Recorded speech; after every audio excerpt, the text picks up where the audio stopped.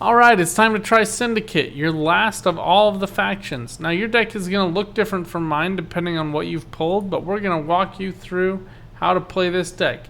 If you don't know what these cards are and you do want to learn, go back and watch the last video. We walked through all of the descriptions.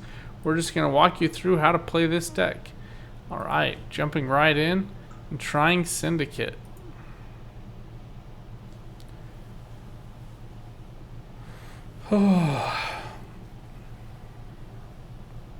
Shooting all these videos has actually been a lot more fun than I thought it was going to be.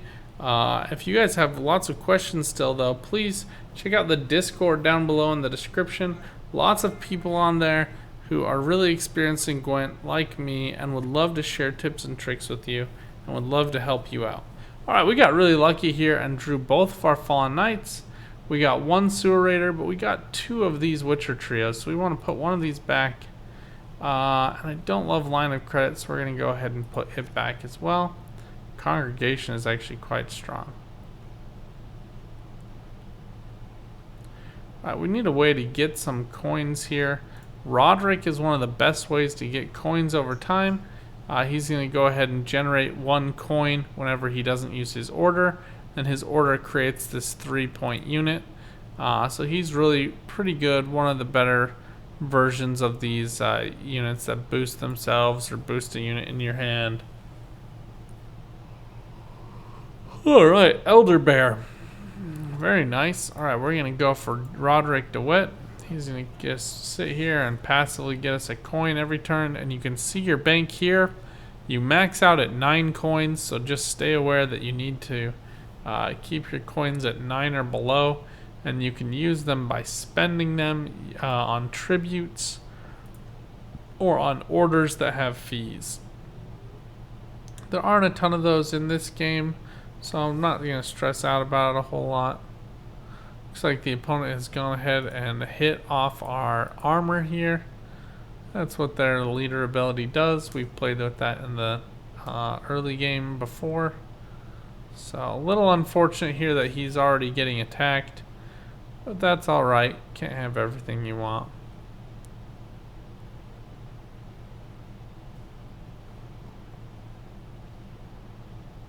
We're going to go ahead and put this Fallen Knight here. We want to use one round and the other one a different round.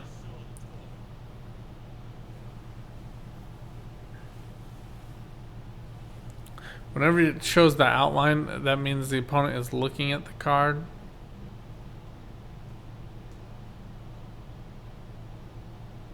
So the best card to go with Fallen Knight is Congregation. It's going to spawn 2 Firesworn Zealots in the row, but if there's a Firesworn unit already in the row, it's going to spawn 3. It's also a crime. So you're going to watch here. We get a whole lot of points on this Fallen Knight. But I'm concerned about keeping Roderick DeWitt alive. So actually what I'm going to do here is go ahead and play this guy. Usually I like to boost those units on my row, but right here that seems like one of the better options. Though with this leader ability they're going to be able to kill this Roderick DeWitt next turn. I do need the coins though in order to activate Sewer Raiders. So I'm just going to go ahead and let that go. Kind of just an unfortunate circumstance, but the coins mean a lot to me. And you never know, the opponent might not actually go ahead and kill this guy. Too late it seems. They've already decided on it.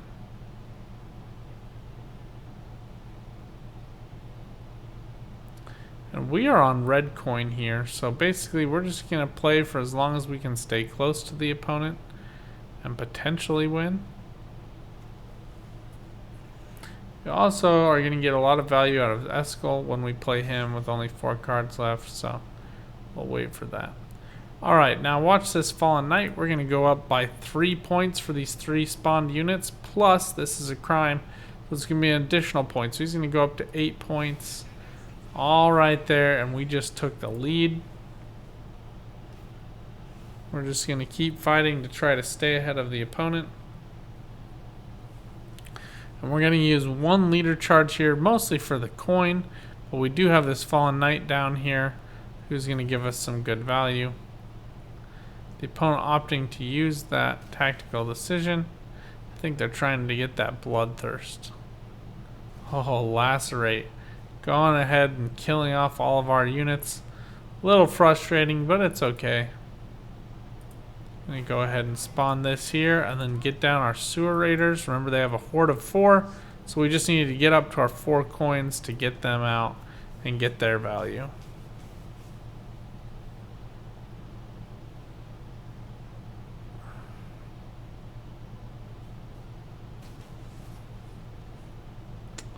Would have thought they'd want the bloodthirst, but who knows?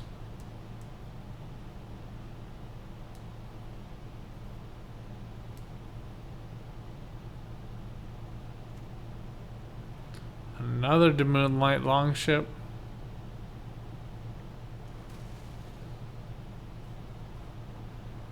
Alright, we're gonna go ahead and play Eskel here. There we go. We get all 3 of them, and once again we are tied.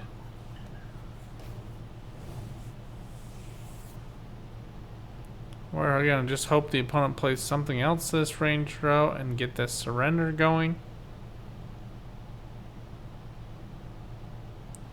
Also looking at using this bounty onto these units as they're about to kill themselves. We'll get a bunch of coins. That'll be nice.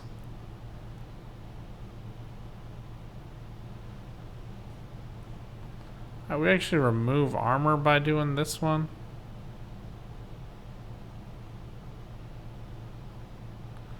I'm going to play this Fabian Hail and go ahead and put this bounty on this light longship here.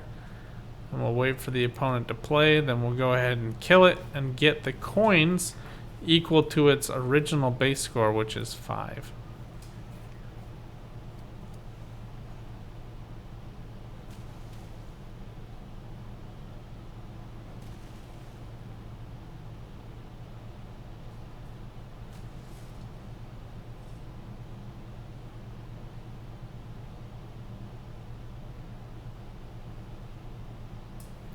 And at the end of every turn as Syndicate, you're going to carry over half of your total coin cost. Alright, a little bit of an interesting choice there. Alright, see us take all those coins. We're down by 1 point. I don't really want to play either of these cards, but honestly at this point I'm just trying to force the opponent to play cards that they probably don't want to play right now.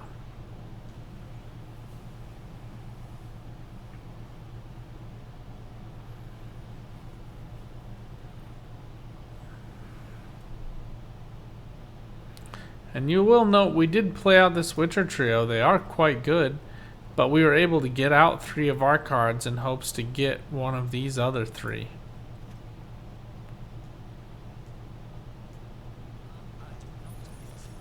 I don't love that choice. We're just going to pass here. No reason for us to continue. We'll keep these 2 cards. They're both pretty useful.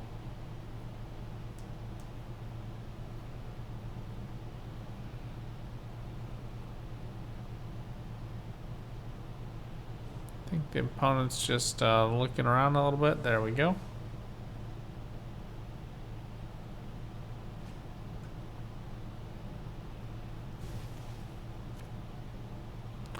There's Oneiromancy. Alright, Oneiromancy is quite helpful. Eternal Fire Inquisitor is pretty good if you can get that death blow. I'm not super confident about that though, so I'm going to go ahead and put him back. And this Shakedown I can go ahead and put back as well. I'll wait to see what the opponent plays, but remember Oneiromancy we can play once this turn, and we can play it again next turn. Alright, looks like the opponent here has opted to play out Ancrate Longship.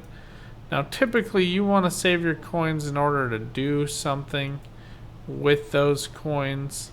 I honestly can only use those coins on this Cleric, which I don't even know if I'm going to be able to get, or on this Firesworn Scribe. So we'll go ahead and play it on this Firesworn Scribe. Remember, whenever you spawn 1 or more units to the battlefield, gain 1 coin. We're going to go ahead and play him and then pay for his 2-point tribute. which is just enough to put us ahead of the opponent by 1 point. Now we can play bloody good fun and go ahead and kill off this Encrate longship. That way we don't have to worry about it causing us any more problems. The opponent continues to dig in here. It's a little bit annoying, but it's not the end of our day.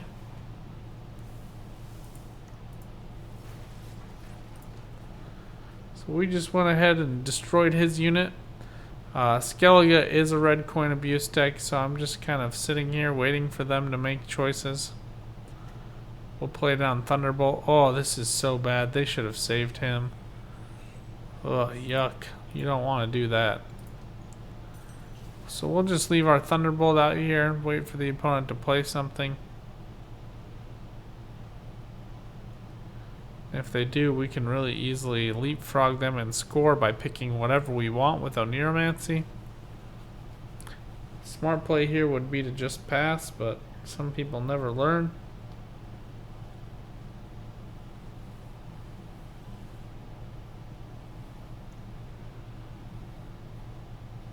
Alright, Heime Herbalist.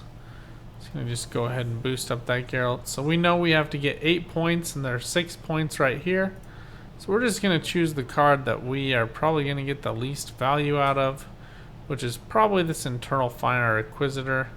Whenever we spawn one or more units on the battlefield, he boosts himself by 1, so that's pretty useful actually. So we're just going to go ahead and grab this Internal Fire Inquisitor. And he actually is going to get the death blow here, which spawns that zealot. Then we can go ahead and boost up each of these. That's more than enough points for us to win. And we now have 1 extra card on top of what the opponent has. So I'm feeling pretty good about our position.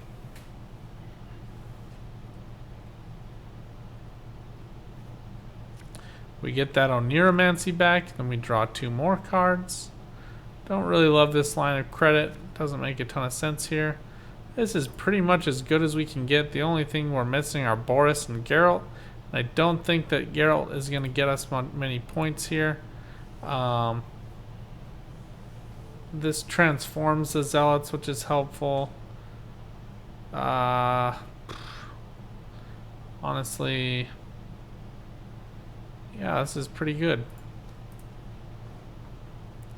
We're going to play down this Eternal Fire Priest first.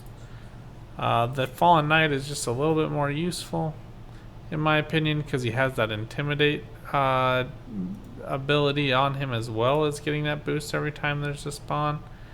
But we were waiting to get these spawns until after that had been played. Unfortunately, the opponent was just playing some red coin abuse here. We're just going to mix up what rows we put these in, just to get some other units out here.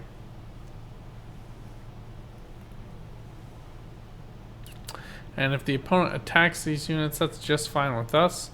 We'll actually just play Cleric of the Flaming Rose and use that fee to transform these units. He does get a profit, which means he makes us 2 coins when you play him on deploy. I expect the opponent to attack these units. And you'll see here why transform can be so useful. Oh no, looks like they go for the kill. I think we do want this Boris though. Boris is probably the best, and we'll just wait for the opponent to get low enough. So we are going to go ahead and play him. We'll pay this tribute, spawns that unit, that boosts the Fallen Knight. Great value. We don't need to spend these coins to transform them yet. We'll just wait for the opponent to make a choice here. Boris plays for 8 points because he's 5 and does 3 damage. We can't really use that many coins anyway. We only have 2 units we can transform. So just the straight damage is just fine for us. We'll go ahead and do it. We get that damage, and then we can go ahead and spend here to transform these units. And we win by quite a large margin. Even though it felt pretty tight there, we were more than okay. And that's just a ragtag group of Syndicate cards coming together to get us the win. Hope you guys enjoyed watching. Hope you enjoyed learning more about Syndicate. It is definitely the most complicated faction, having to manage those coins, having to manage all of those different cards that spend coins, gain coins, etc., etc. Can be a little bit stressful, but I hope you guys enjoyed it. That pretty much wraps up almost all of our introduction. It covers all of the beginning decks, shows you how to create a deck, shows you how to get more cards and facilitate getting more cards, shows you how to level up, shows you how to have some generally good fun playing Gwent. And I think we're going to start into our last video coming up here pretty soon, where we're just going to talk about how you can use contracts to get more keys, and those keys are going to help you get more cards through these reward trees. And the reward trees, as you continue on through them, are going to give you more rewards as you unlock more stuff, also through more contracts. So it is a bit of a double helix of sorts. It goes back and forth giving you stuff. I just wanted to claim all these to show you guys that I just got Sunset Wanderers, and I'll be including that in my next deck. For some reason it's freezing up here, so time for me to be done. Alright, thank you so much for watching this video. I will see you guys around soon. Please leave a like, subscribe, and I will talk to you in the next video pretty quickly. Until then, good luck on the path. Get out there. Keep on Gwenting. Bye for now.